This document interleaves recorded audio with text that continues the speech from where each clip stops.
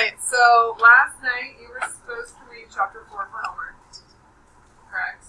You reminded each one of you as you went out and it was on modules. I definitely did. So, do we have any questions about chapter 4? Yeah, Kara. Has Jack changed in this movie? Yes. Yes. But has anyone else changed?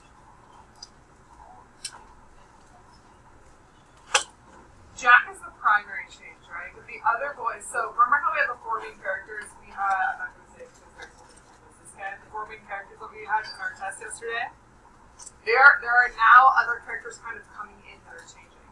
So Maurice and Roger in particular. Roger's the one, so what did they finally achieve yesterday?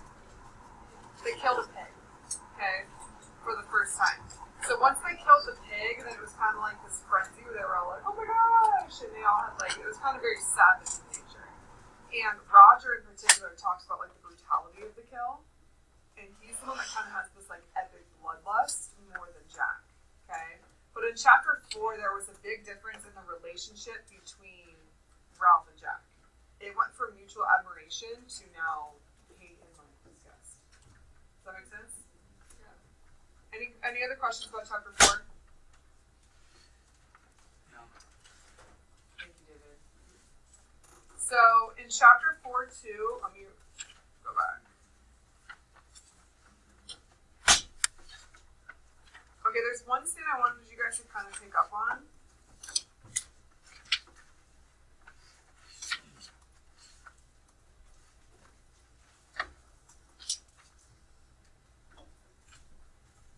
Hi, Astrid.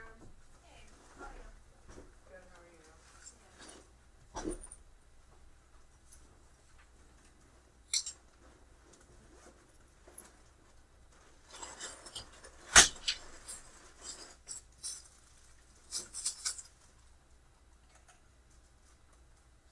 Okay. So go to page 61 in your book. Huh? Page 61! Hurry up! This is a big issue. Liz, I need to mark you here, actually. What page? Page 61. Oh, thanks, Grant. You're welcome. Just playing with my mind. No, I wasn't. I was. He legitimately did not listen. I wasn't listening. Alright. Appreciate that. You're welcome. Alright, Liz. And then someone else came in to Riley and Aiden.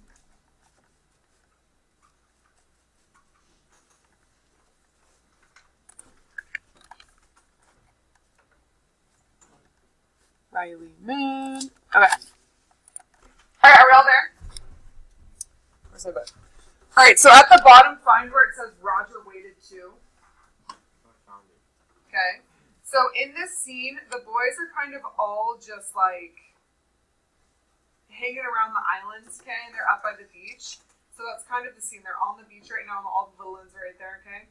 So it says, Roger waited too. At first, he had hidden behind a great palm, but Henry's absorption with the transparencies was so obvious that at last he stood out in full view, okay? So Henry is on the beach, kind of just obsessed with the serene view. And Roger was originally hiding behind a palm tree, so he was going to do something, right? And now he's like, hey, this kid's obsessed with me, so I'm just going to stand out in clear view. He looked along the beach. Percival had gone off crying, and Johnny was left in triumphant possession of the castles. He sat there crooning to himself and throwing sand at an imaginary Percival. So if you remember, Percival had just come up and stomped on all the sand castles that the little ones had made. Okay, so imagine if you guys went to a beach and you just like stomped out sand castles of little kids. Like, it's just mean. That's just pure mean, right? Okay. Roger and Percival. Oh, I'm sorry. Yes. Roger had done that and Percival had gone on crying. Not he was not Percival. Sorry. So Roger had done that to Percival. Beyond him, Roger could see the platform and the glints of spray where Ralph and Simon and Piggy and Maurice were diving in the pool. He listened carefully but could only just hear them.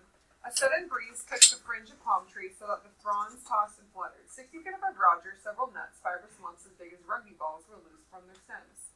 They fell about him with a series of hard thumps, and he was not touched. Roger did not consider his escape, but looked from the nuts to Henry and back again. The subsoil beneath the palm trees was a raised beach, and generations of palms had worked loose in the stones that had laid on the sands from the shore. Roger stooped, picked up a stone, aimed, and threw it at Henry, and he threw it to miss. The stone, that token of preposterous time, bounced 5 yards to Henry's right and fell in the water. Roger gathered a handful of stones and began to throw them. Yet there was a space around Henry, perhaps 6 yards in diameter, into which he dared not throw. Okay, so imagine the scene. I'm Roger, Aiden is Henry, okay? Henry is turned around looking at the ocean, and I have a pile of stones, okay? And I'm throwing them at Henry, but I know I can't hit him, okay? So he's saying there's 6 feet to the left and to the right that he won't dare enter because he's not going to hit him with the stone. Here, invisible yet strong, was the taboo of the old life. Round the squatting child was the protection of parents and school and policemen and the law. Roger's arm was conditioned by a civilization that knew nothing of him and was in ruins. Okay, so what is the point of that scene? What is the author trying to show you with that scene? It's not just about some kids playing with rocks. Yeah, Ryan? Say like, he wanted to like throw it at him, but his self-conscious mind and what he's been taught and what society has told him is that is bad and you can't do that, even no matter how angry you are. Yes, so he's kind of conditioned, right, to like not throw the stone at him. Kiara? Like he's still constrained in like civil. Yes. So if we're looking at kind of like the fight between civilization and savagery, where are we still? We're civilized still. Okay? That's the point of that entire passage, is to inform you that this group of boys, we're still good. Okay? We're still not going to throw rocks just to knock one another out. It's not fun yet. Okay? So that was probably the most important scene in chapter 4, aside from the slaughter of pigs. How do we feel with chapter, Kiara? There was a part like on page 70. Okay. Turn to page 70, please. So everyone knows what she's talking about.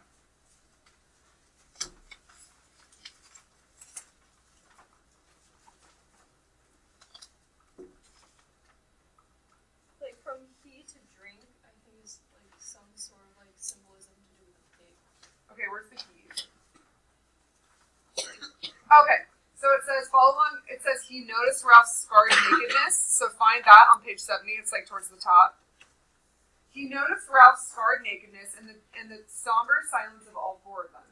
He sought, charitable in his happiness, to include them in the thing that had happened. His mind was crowded with memories of the knowledge that had come to them when they closed in on the struggling pig. Knowledge that they had outwitted a living thing, imposed their will upon it, taken away its life like a long, satisfying drink.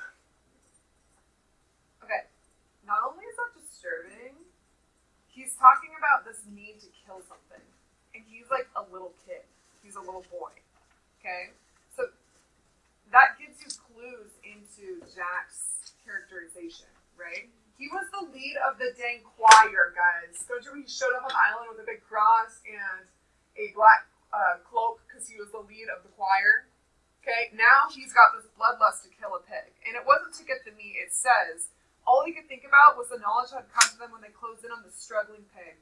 Knowledge that they had outwitted a living thing, imposed their will upon it, taken away its life like a long, satisfying drink. Okay? If you have those thoughts, are you normal? No. You're probably a little bit of a psychopath, right? Okay. So Jack is kind of on this downward spiral that he's on. So yeah, that was a really important passage, okay? Because it's kind of being like, Jack's losing it just a little bit. Okay? Like the biblical thing that we read, like the tree of knowledge. Like he gained the knowledge and then someone died. Ooh, okay. So if you ate forbidden fruit, right? Now someone dies. Now, think about the allegory again. If Simon is Jesus Christ, who might Jack be?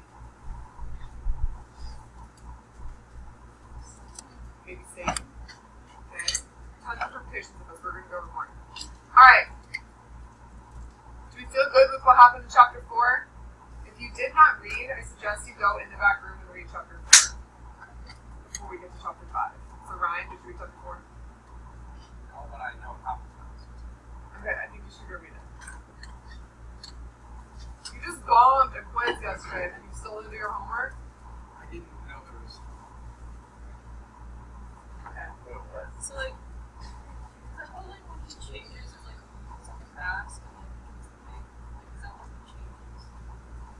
start changing. Yeah. Great, let's go to the back room, bud. Bring your phone on the table right here. And then take this. Okay. Do you want me to take that too? Yes. Yeah. Sorry. You forgot about me? I did. I forgot that you weren't here yesterday. No. Forgot about me.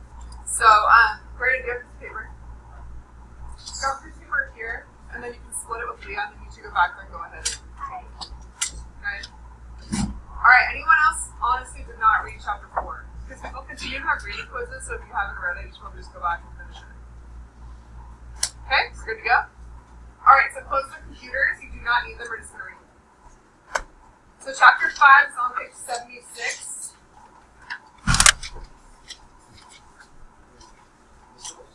What's that? I'm confused with how Jack changed his story. Because he's still showing his side. So I don't understand what he changed. In the very beginning of the book, remember, he was the leader of the choir. He was the leader of the church choir. Yeah. Okay, so how is he changing? He's, And remember at first, did he go along with the college of democracy? what? I'm sorry. Did he go along in the early parts of having the college and the democracy?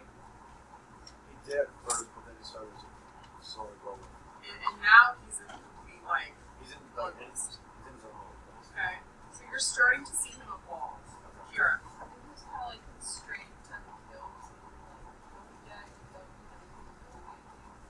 So he finally kills the pig. That's kind of like a symbol to everyone that he's like this guy that.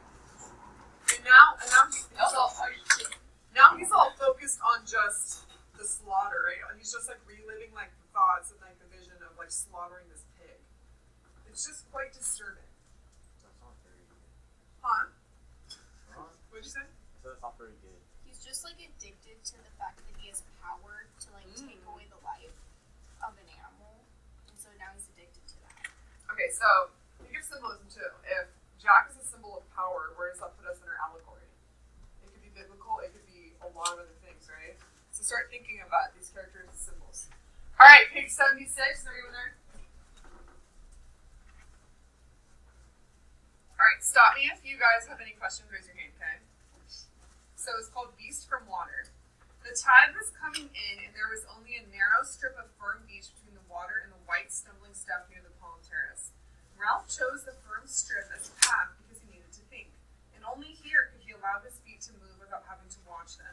Suddenly, pacing by the water, he was overcome with astonishment.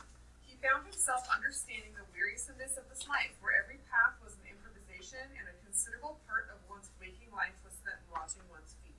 He stopped, facing the strip, and remembering that first enthusiastic exploration as a report of a brighter childhood, he smiled jeeringly. He turned then and walked back toward the platform with the sun in his face.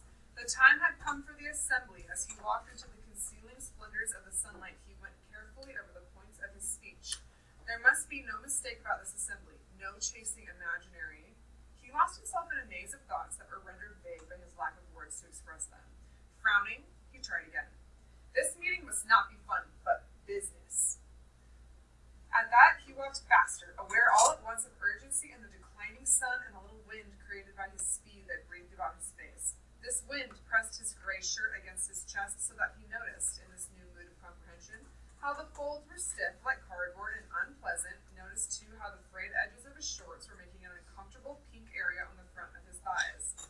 With the convulsion of the mind, Ralph discovered dirt and decay, understood how much he disliked perpetually flicking the tangled hair out of his eyes, and at last, when the sun was gone, rolling noisily to rest among dry leaves, and that he began to trot. Okay, so he's reminiscing on like how fun it was when they first got to the island, and he's like, "Ooh, island explorer!" And now he's talking about like, I hate the sun, I hate having long hair in my eyes, I hate being dirty, I hate sleeping on leaves. So he's kind of just getting like restless and miserable. Who is this? Ralph. Ralph. Okay. Think of the word choice too. The author is using words like assembly, speech. Okay. To represent each character. Yes. So Ralph is a symbol of more of democracy, right?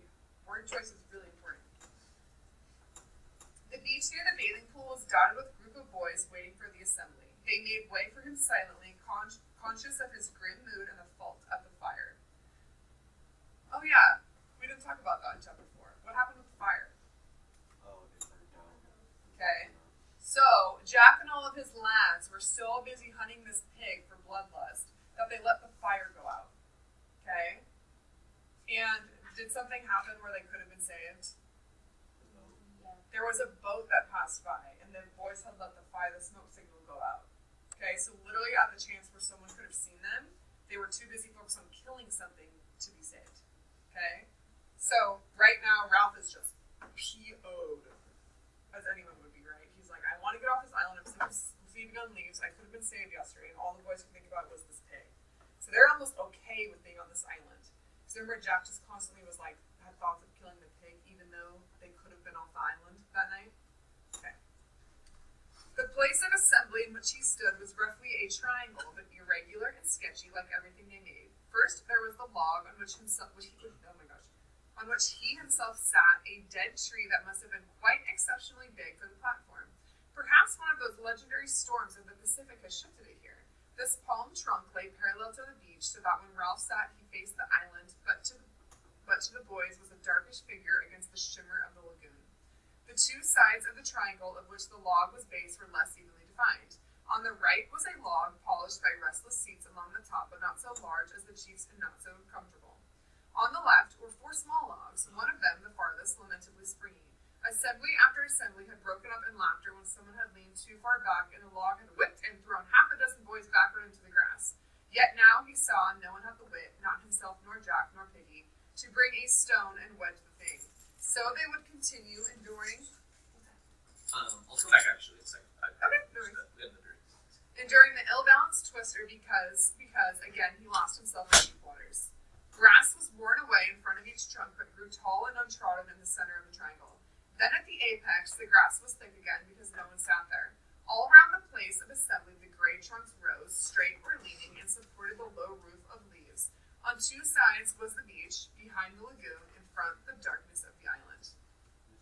Yeah. Are they having their assembly? Yes. Okay. So if you guys, they're talking about logs, right? So it's in a triangle shape. So on one side, here, I'll just draw this for you.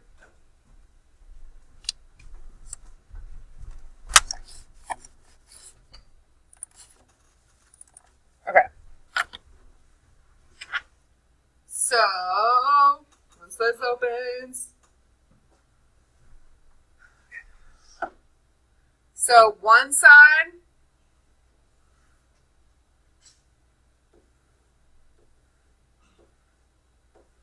Okay, so it says one side is super thick and long and more comfortable, right? And who sits on this side?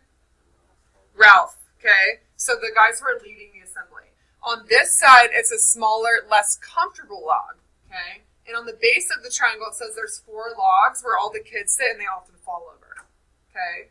And there's a fire right here. Red, yes, fire. Okay? And it says that the boys, when they look at Ralph, what do they see?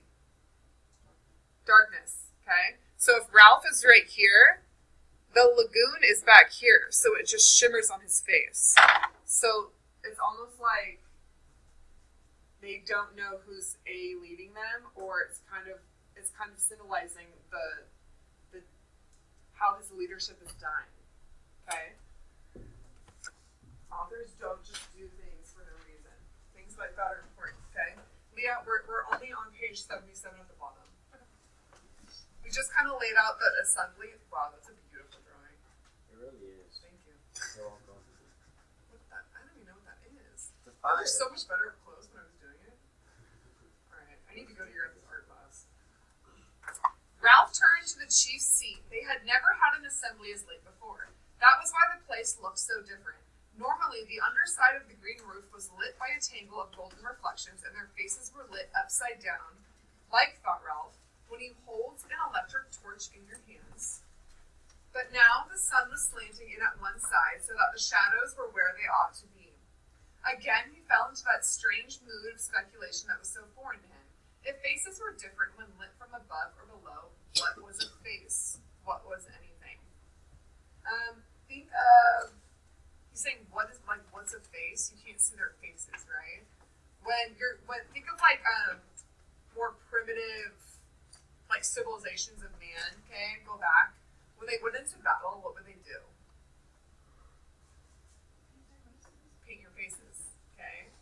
So think of predictions. Where could this be going? If he's like, what's a face? You know what I mean? They can't see their faces. Okay? For some reason, the author wants you to realize that no one can see each other's faces. Ralph moved impatiently. The trouble was, if you were a chief, you had to think, you had to be wise. And then the occasion slipped by so that you had to grab at a decision. This made you think, because thought was a valuable thing that got results. Only, decided Ralph as he faced the chief's seat, I can't think, not like Piggy. Once more that evening, Ralph had to adjust his values. Piggy could think. He could go step by step inside that fat head of his, only Piggy was no chief. But Piggy, for all his ludicrous body, had brains.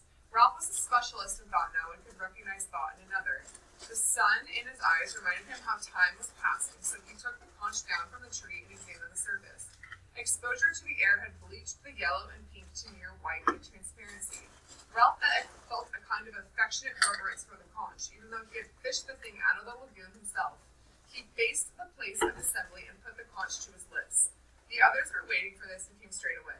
Those who were aware that a ship had passed the island while the fire was out were subdued by the thought of Ralph's anger, while those, including the little imps who did not know, were impressed by the general air of solemnity. Oh my gosh.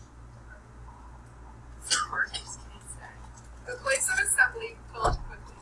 Jack, Simon, Maurice, most of the hunters on Ralph's right, the rest on the left under the sun. Piggy came and stood outside the triangle. This indicated that he wished to listen but would not speak, and Piggy intended it as a gesture of disapproval. Okay? So everyone's in this circle, and your boy Piggy is standing right here. Think of Maslow's hierarchy of needs. Okay? Was Piggy different than the other boys? Okay, did you put him as higher on the needs? Ralph is noticing that Piggy has the brains to lead, right? He's like, I'm not smart as Piggy. You know what? Taking my words that were meant not to be that way. I know, but I didn't mean it like that. I just meant like a massive He's word. a big lover. And every word I would choose, it just meant the same thing. Alright. The thing is, we needed assembly. No one said anything, but the faces turned to Ralph were intent. He flourished the conch. He had learned as a practical business that fundamental statements like this had to be said at least twice before everyone understood them.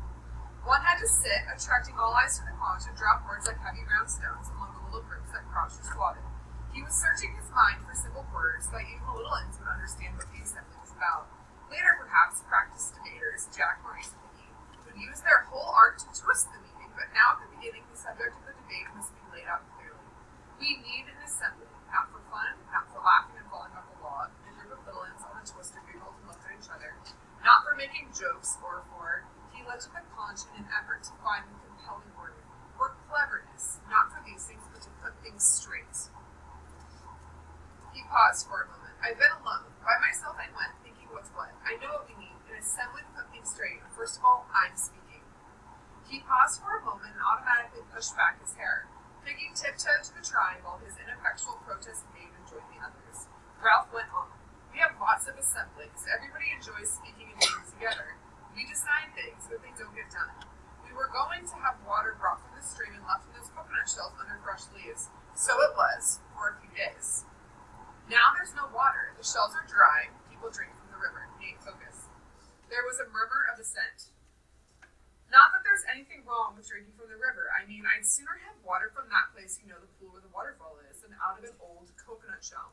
Only we said we'd have the water brought, and now not. There were only 2 full shells there this afternoon. He licked his lips. Then there's huts, shelters. The murmur swelled again and died away. Turn the page. You mostly sleep in shelters. Tonight, except for Sam and Eric up at the fire, you'll all sleep there. Who built the shelters? Clamor rose at once. Everyone had built the shelters. Ralph had to wave the conch once more. Wait a minute. I mean, who built all 3? We all built the first one, 4 of us the second one, and me and Simon built the last one over there. That's why it's so tottery. No, don't laugh. That shelter might fall down if the rain comes back. We'll need those shelters then. He paused and cleared his throat. There's another thing. We chose those rocks right along beyond the bathing pool as a lavatory. You know what a lavatory is? A bathroom. That was sensible too. The tide cleans the place up. You little ones know about that.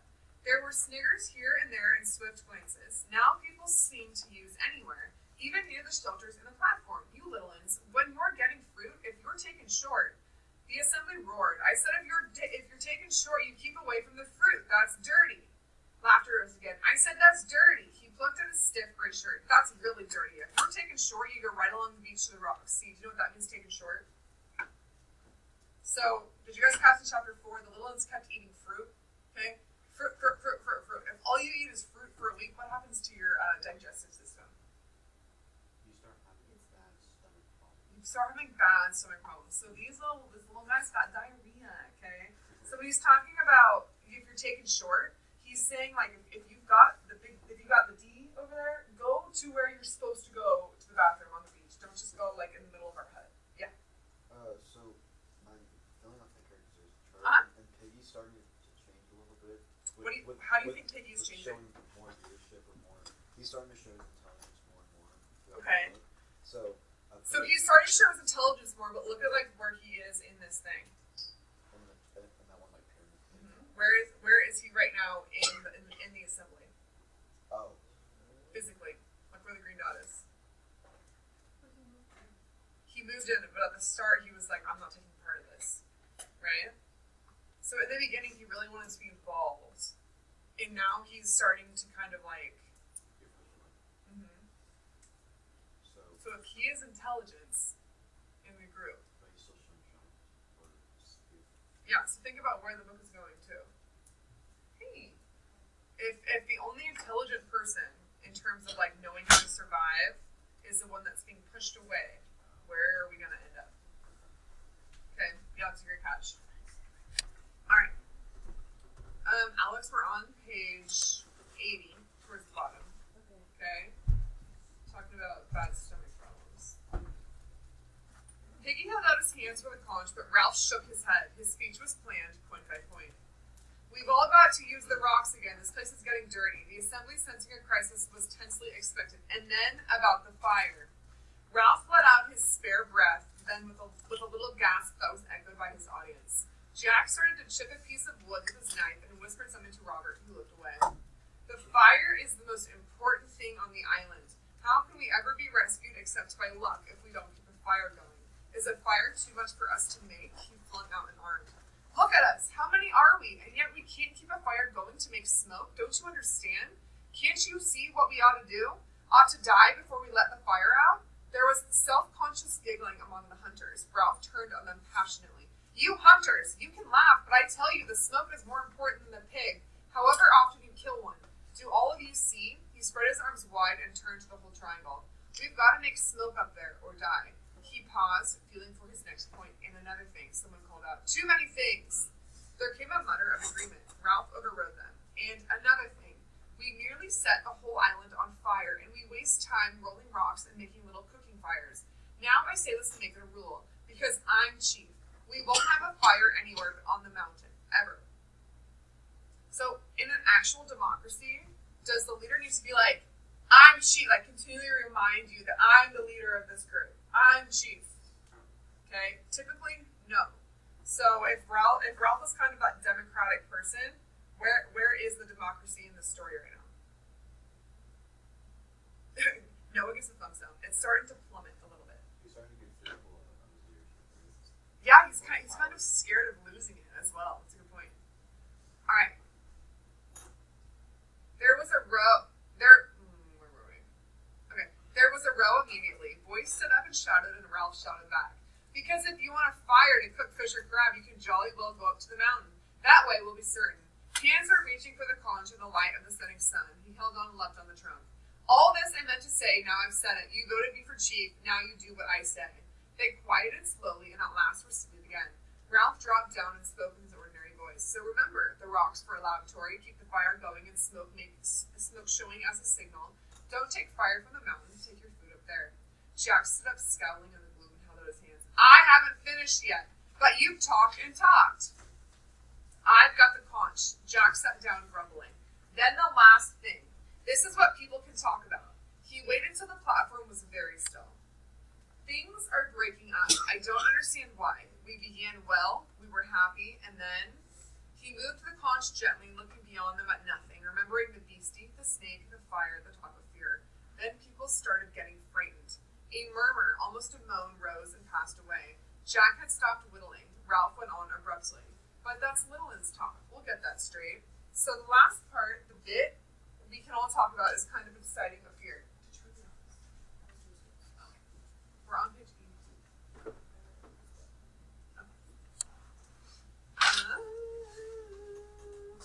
We'll get that straight. So the last part that we can all talk about is kind of deciding on the fear. The hair was creeping into his eyes again. We've got to talk about this fear and decide there's nothing in it. I'm frightened myself sometimes, only that's nonsense, like bogeys. Then, when we've decided, we can start again and be careful about things like the fire. A picture of 3 boys walking along the bright beach flitted through his mind. And be happy. Ceremonially, Ralph laid the conch on the trunk beside him as a sign that the speech was over. What sunlight reached them was level. Jack stood up and took the conch. So this is a meeting to find out what's what? I'll tell you what's what. You little inserted all this with the fear talk. Beasts. Where from? Of course we're frightened sometimes, so we put up with being frightened. Only Ralph says you scream in the night. What does that mean but nightmares? Anyway, you don't hunt or build or help. You're a lot of crybabies and sissies. That's what. And as for the fear, you'll have to put up with that like the rest of us. Ralph looked at Jack open-mouthed, but Jack took no notice. The thing is, fear can't hurt you any more than a dream. There aren't any beasts to be afraid of on this island. He looked along the row of whispering littlelands. Serve you right if something did get you. You useless lots of crybabies, but there is no animal. Ralph interrupted him testily. What is all this? Who said anything about an animal? You did the other day. You said they dream and cry out. Now they talk, not only littlelands, but my hunters sometimes talk of a thing, a dark thing, a beast, some sort of animal. I've heard. You thought not, didn't you? Alex Grant. Now listen, you don't get big animals on small islands, only pigs. You only get lions and tigers in big countries like Africa and India in the zoo. I've got the conch. I'm not talking about the fear, I'm talking about the beast. Be frightened if you like, but as for the beast... Jack paused, cradling the conch and turned to his hunters with their dirty black caps. Am I a hunter or am I not? They nodded simply. He was a hunter, all right. No one doubted that. Well then, I've been all over this island by myself. If there were a beast, I'd have seen it. Be frightened because you were like that, but there is no beast in the forest. Jack handed back the conch and sat down. The whole assembly applauded him with relief. Then Piggy held out his hand. I don't agree with all Jack said, but with some. Of course there isn't a beast in the forest. How could there be? What would a beast eat? Pig. We eat pig. Piggy! I got the conch, said Piggy indignantly. Ralph, they ought to shut up, aren't they? You shut up, you little uns. What I mean is that I don't agree about this here fear. Of course there isn't nothing to be afraid of in the forest. Why? I've been there myself. You'll be talking about ghosts and such things next. We know what goes on, and if there's something wrong, there's someone to put it right. He took off his glasses and blinked at them. The sun had gone as if the light had been turned off. He proceeded to explain, if you get a pain in your stomach, whether it's a little one or a big one, yours is a big one. When you're done laughing, perhaps, we can get on with the meeting. And if the little ones climbed back on the twister again, they'll only fall off in a sec. So they might as well sit on the ground and listen. No, you have doctors for everything, even the inside of your mind. You don't really mean that we got to be frightened all the time of nothing. Life, said Piggy expansively, is scientific, that's what it is. In a year or two, when the war is over, they'll be traveling to Mars and back. I know there isn't no beast, not with claws and all that, I mean, but I know there isn't no fear either. Piggy paused. Unless... Ralph moved restlessly. Unless what? Unless we get frightened of people. A sound, half laugh, half jeer, rose among the seated boys. Piggy ducked his head and went on hastily. So let's hear from that Lillian who talked about a beast, and perhaps we can show him how silly he is. The little ones began to jabber among themselves, then one stood forward. What's your name? Phil. For a little he was self-confident, holding out his hands, cradling the conch as Ralph did, looking round at them to collect their attention before he spoke. Last night, I had a dream. A horrid dream, fighting with things. I was outside the shelter by myself, fighting with things, those twisty things in the trees. He paused, and the other little ones laughed in horrified sympathy. Then I was frightened, and I woke up, and I was outside the shelter by myself in the dark, and the twisty things had gone away. The vivid horror of this, so possible and so nakedly terrifying, held them all silent. The child's voice went piping on from behind the white conch. And I was frightened and started to call out for Ralph, and then I saw something moving among the trees, something big and horrid. He He paused, half frightened by the recollection he had proud of the sensation was creating. That was a nightmare, said Ralph. He was walking in his sleep. The assembly murmured in subdued agreement. The little one shook his head stubbornly. I was asleep when the twisting things were fighting, and when they went away, I was awake, and I saw something big and horrid moving in the trees. Ralph held out his hands with the cloth and the little one sat down. You were asleep. There wasn't anyone there. How could anyone be wandering about in the forest at night? Did anyone go out? There was a long pause while the assembly grinned at the thought of anyone going out in the darkness. Then Simon stood up and Ralph looked at him in astonishment. You! What were you mucking about in the dark for? Simon grabbed the conch convulsively. I wanted to go to a place I know. What place? Just a place I know, a place in the jungle. He hesitated.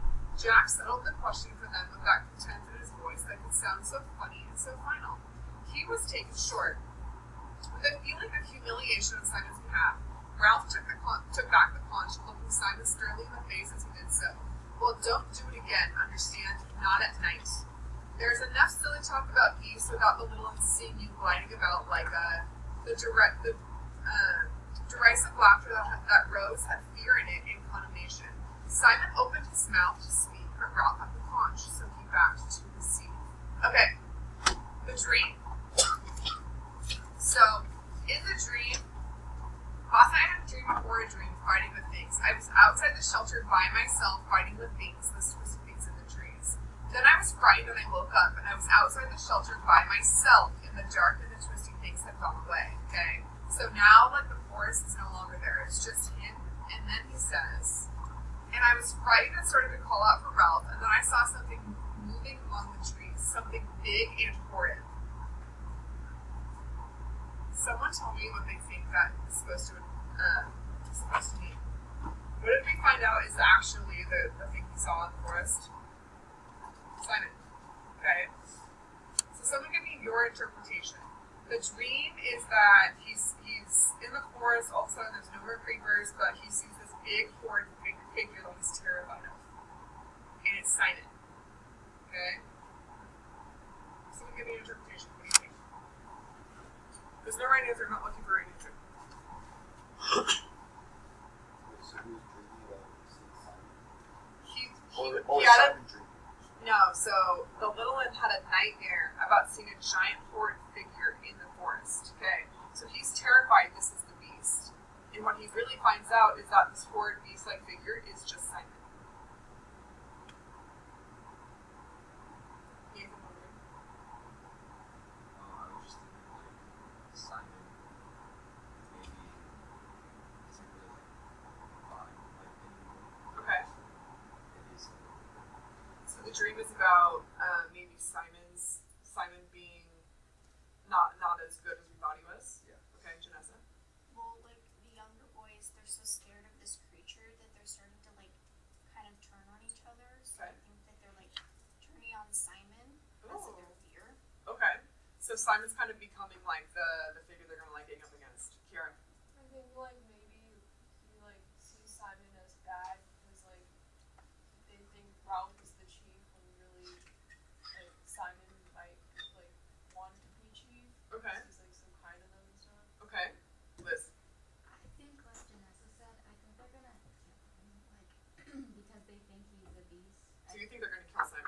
You Yeah. think that he's the beast. Okay. Could Simon be a symbol for something bigger than just himself? Okay, you're shaking your head. Can you tell me what you're thinking?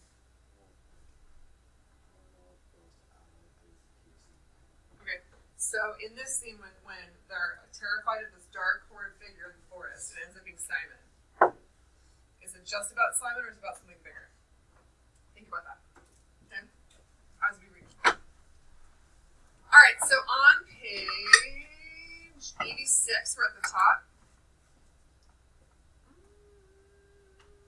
Well, when the assembly was silent, Ralph turned to Piggy. Well, Piggy, there was another one, him. The Lillans pushed Percival forward, then left him by himself. He stood knee-deep in the central grass, looking at his hidden feet, trying to pretend he was in a tent. Ralph remembered another small boy who had stood like this, and he flinched away from the memory. He had pushed the thought down and out of sight, where only some positive reminder like this could bring it to the surface. Who are they talking about? The boy with the birthmark. Yes. There had been no further numberings of the little one,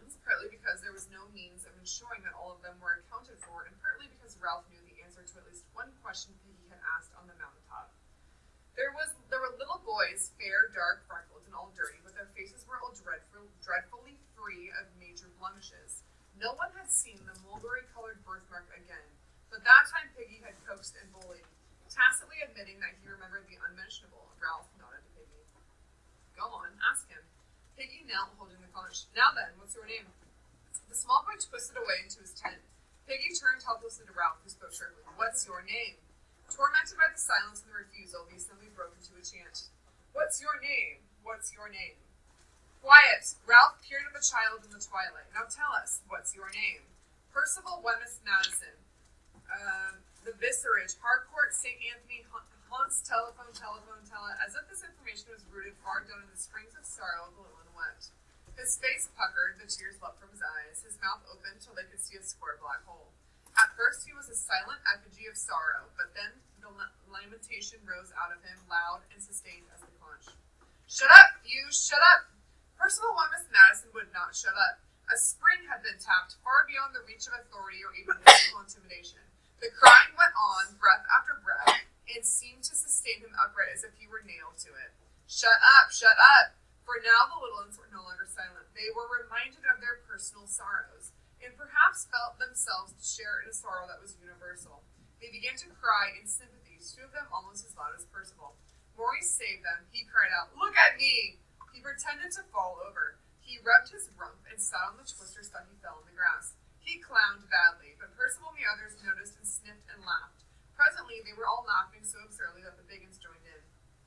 Jack was the first to make himself heard. He had not got the conch and thus spoke against the rules, but nobody minded.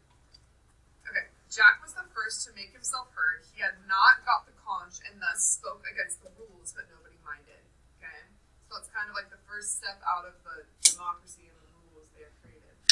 And what about the beast? Something strange was happening to Percival. He yawned and staggered so that Jack seized and shook him. Where does the beast live? Percival sagged in Jack's grip. That's a clever beast, said Piggy, jeering. If it can hide on this island. Jack's been everywhere. Where could a beast live? Beast my foot. Percival muttered something, and the assembly laughed again. Ralph leaned forward. What does he say?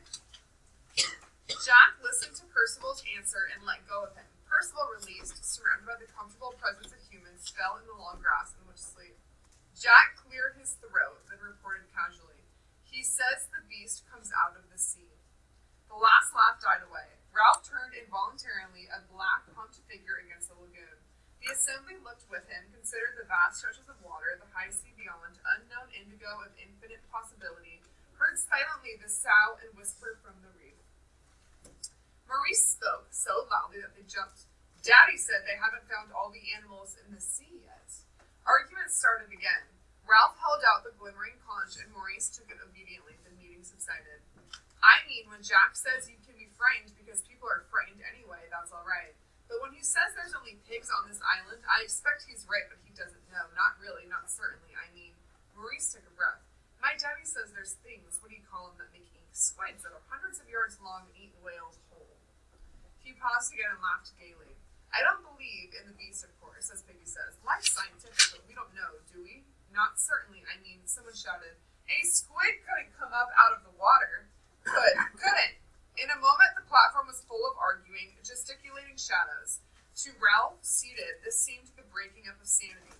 Fear, beasts, no general agreement of the fire was all important, and when one tried to get the thing straight, the argument sheared off, bringing up fresh, unpleasant matter. He could see a whiteness in the gloom near him, so he grabbed it from Maurice and blew as loudly as he could. The assembly was shocked into silence. Simon was close to him, laying hands on the conch. Simon felt a perilous necessity to speak, but to speak in assembly was a terrible thing to him. Maybe, he said hesitantly, maybe there is a beast. The assembly cried out savagely, and Ralph stood up in amazement. You, Simon, you believe in this? I don't know, said Simon. His heartbeats were choking him, but the storm broke. Sit up! Shut up! Take the conch! Sod you! Shut up! Ralph shouted. Hear him! He's got the conch! What I mean is, maybe it's only us. Nuts! That was from Piggy, shocked out of decorum. Simon went on. We could be sort of. Simon became inarticulate in his effort to express mankind's essential illness. Inspiration came to him. What's the dirtiest thing there is? As an answer, Jack dropped into the uncomprehending silence that followed it, the one crude, expressive syllable. Release was immense. Those little uns who had climbed back on the twister fell off again and did not mind. The hunters were screaming with delight. Simon's effort fell about him in ruins. The laughter beat him cruelly, and he shrank away, defenseless to his eat. At last, the assembly was silent again. Someone spoke out of turn. Maybe he means it's some sort of ghost. Ralph looked at the conch and peered into the gloom. The lightest thing was the pale beach. Surely the little inns were nearer. Yes, there was no doubt about it. They were huddled into a tight knot of bodies in the central grass. A flurry of wind made the palms talk, and the noise seemed very loud that darkness and silence made it too noticeable. Two great trunks rubbed each other with an evil speaking that no one had noticed by day. Piggy took the conch out of his hands. His voice was indignant. I don't believe in no ghosts, ever. Jack was up too, unaccountably angry. Who cares what you believe, fatty? I got the conch. There was the sound of a brief tussle, and the conch moved to and fro. You give me the conch back. Ralph pushed between them and got a thump on the chest. He wrestled the conch from someone and sat down breathlessly. There's too much talk about ghosts. We ought to have left all this for daylight. A hushed and anonymous voice broke in. Perhaps that's what the beast is, a ghost. The assembly was shaken as by a wind. There's too much talking out of turn, Ralph said, because we can't have proper assemblies if you don't stick to the rules. He stopped again. The careful plan of this assembly had broken down. What do you want me to say then? I was wrong to call this assembly so late. We'll have a vote on them. On ghosts, I mean. And then go to the shelters because we're all tired. No. Jack, is it? Wait a minute. I'll say here and now that I don't believe in ghosts. Or I don't think I do, but I don't like the thought of them. Now. Not now that is in the dark, but we were going to decide what's what. He raised the conch for a moment. Very well then, I suppose what's what is whether there are ghosts or not. He thought for a moment, formulating the question, who thinks there may be ghosts? For a long time, there was silence and no apparent movement. Then, Ralph peered into the gloom and made out the hands. He spoke flatly. I see. The world, the understandable and lawful world, was slipping away. Once there was this and that, and now the ship had gone. The conch was snatched from his hands, and Piggy's voice shrilled. I didn't vote for no ghosts. He whirled round on the assembly. Remember that, all of you. They heard him stamp. What are we, humans or animals or savages? What's grown-ups going to think? Going off hunting pigs, letting fires out, and now? Yeah. Is Piggy starting to become more vocal now? Is starting to get more involved, or is he just... Because at first we were talking about him being shy, and now he's starting to talk. Okay. So you're notice. Did you go to the office? I just never. Okay. So what is going? So if Piggy is being more vocal now, what is going down?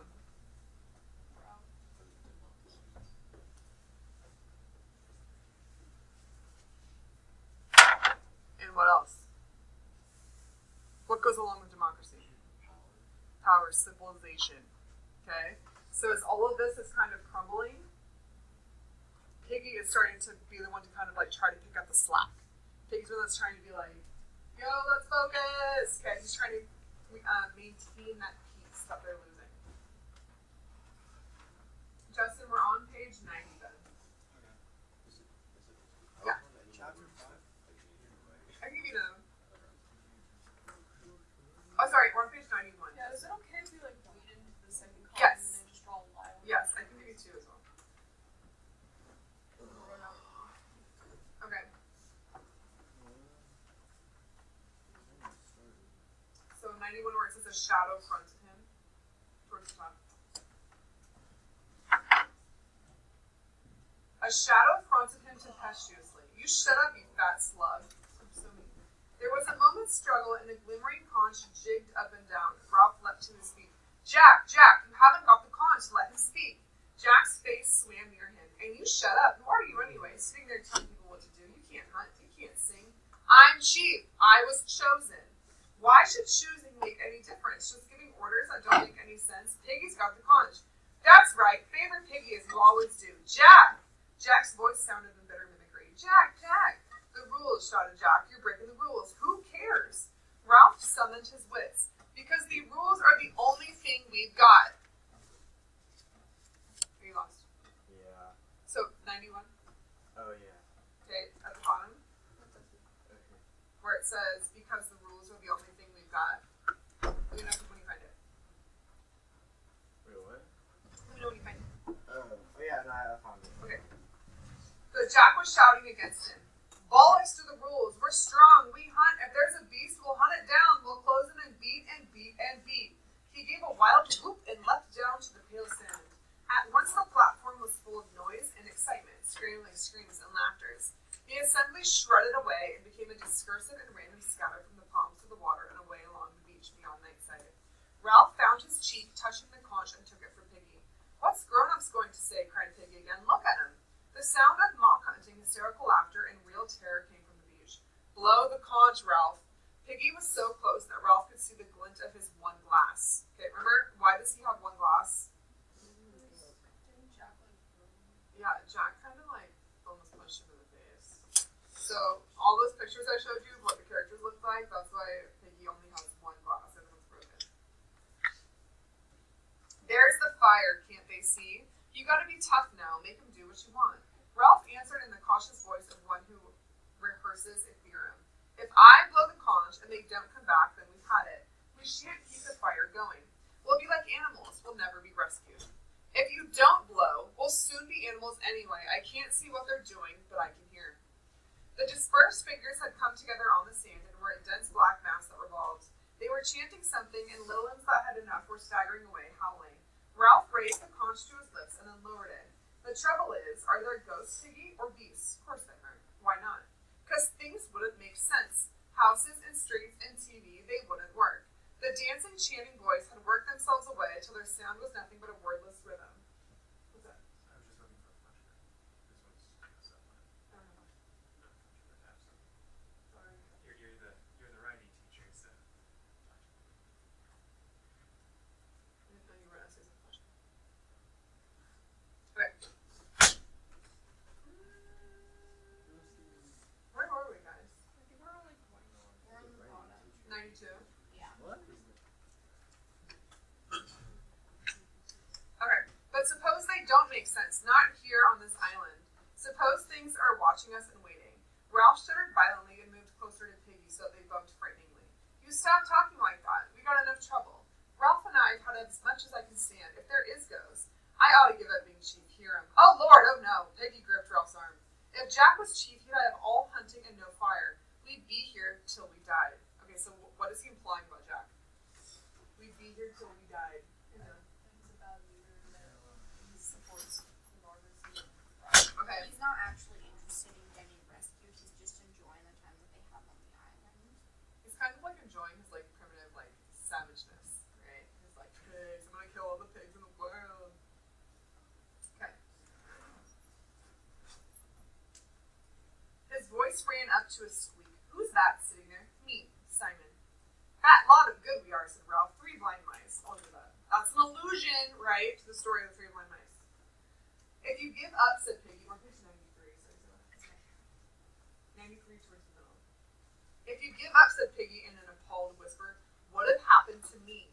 Nothing. He hates me. I don't know why. If you could do what he wanted, you're all right. He respects you. Besides, you'd hit him.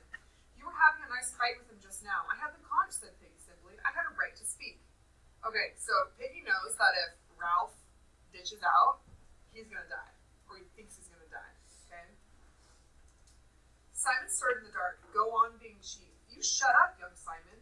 Why couldn't you say there wasn't a beast? I'm scared of him, said Piggy. And that's why I know him. If you're scared of someone, you hate him, but you can't stop thinking about him. You kid yourself he's alright, really, and then when you see him again, it's like asthma and you can't breathe. I tell you what, he hates you too, Ralph. Me? Why me? I don't know. You got him over the fire, and you're chief, and he isn't. But he's Jack Meridew. I've been in bed so much I've done some thinking. I know about people. I know about me and him. He can't hurt you, but if you stand out of the way, he'd hurt the next thing, and that's me. Piggy's right, Ralph. There's you and Jack. Go on being chief. We're all drifting, and things are going rotten. At home, there was always a grown-up. Please, sir. Please, miss. And then you got an answer. How I wish. I wish my auntie was here. I wish my father. Oh, what's the use? Keep the fire going. The dance was over, and the hunters were going back to shelters. Grown-ups know things, said Piggy. They ain't afraid of the dark. They'd meet and have tea and discuss, and things would be all right. They wouldn't set fire to the island or lose. They build ships. The 3 boys stood in the darkness, striving unsuccessfully to convey the majesty of adult life. They wouldn't quarrel or break my specs or talk about a beast. If only they could get a message to us, cried Ralph desperately. If only they could send us something grown up, a sign or something. A thin wail out of the darkness chilled them and set them grounding for each other. Then the wail rose, remote and unearthly, and turned to an inarticulate gibbering.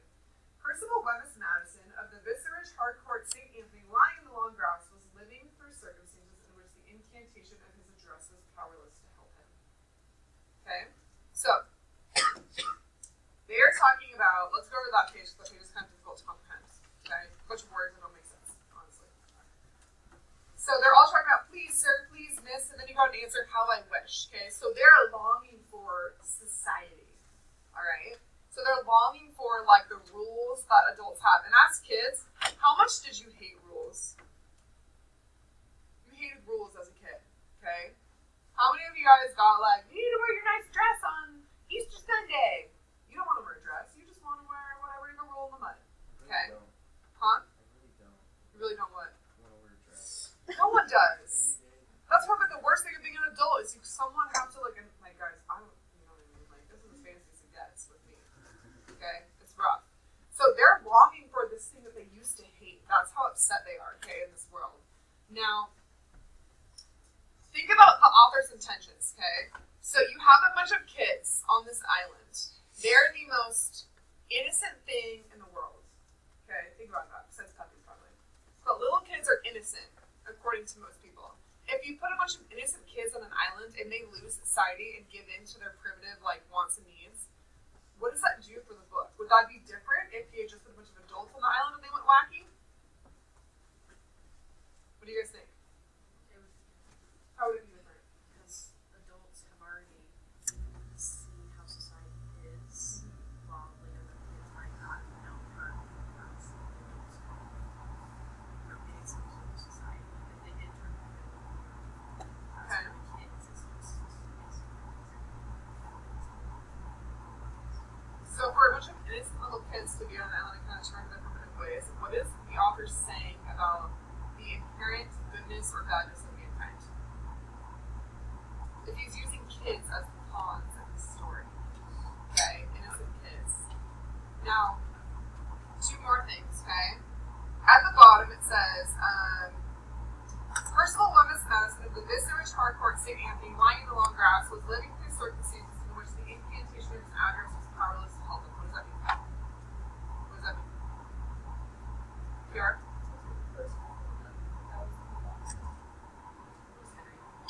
Percival was the one who got us to save Nessa's phone down.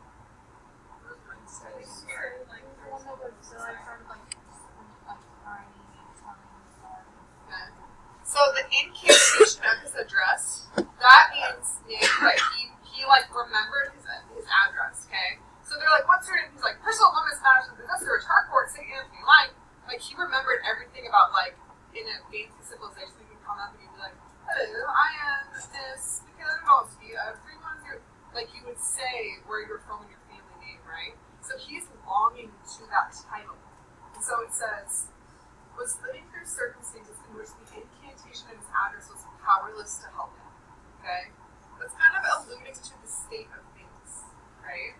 We're now in a world where civilization, or what you once were, no longer matters. Okay? So, where do you think the next chapter is going to take us into? Are we going down into savagery, or are we sticking with civilization? We're going down. Okay, one more thing. Foreshadowing.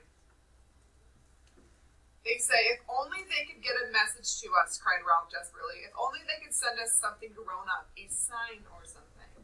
It's funny because it's a sign of the boy, so it's probably going to be the next chapter. Yeah.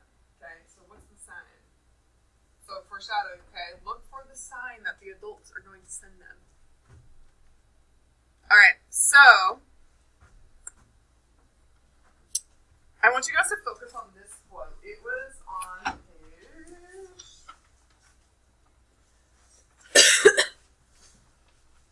Okay, so go to page 89. Everyone, page 89. 89! Did you get that, Grant? 89. Good job, bud. Okay.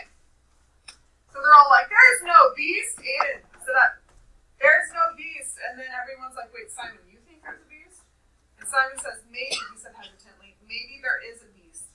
The assembly cried out savagely, and Ralph stood up in amazement. You, Simon, you believe in this? I don't know, said Simon. His heartbeats were choking him, but the storm brewed. Sit down, shut up, take the conch. Sodge, you shut up, Ralph shouted. Hear him, he's got the conch. Then Simon says, what I mean is, maybe it's only us. Okay? So he says, maybe there is a beast. Maybe it's only us. Okay? Think about that quote. So what I've asked you to do, Simon says, maybe there is a beast. What I mean is, maybe it's only us. Explain, what does this quote mean? Respond in at least 100 words and respond to at least 2 others in at least 50 words. Okay? So, what do you guys think? He's saying maybe there is a beast, maybe it's only us. Justin? Maybe, like, they're just imagining something.